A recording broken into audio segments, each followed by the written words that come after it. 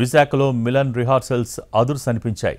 Advanced air crafts, worship విన్యాసాలు గగురుపాటుకు గురిచేశాయి. ఇవాల్టి నుంచి 2 ఫేజులుగా మిలన్ 2024 ప్రారంభం కానుంది. 50కి పైగా దేశాల నేవీ బలగాలు ఈ ఎక్సర్సైజ్లో పాల్గొంటున్నాయి.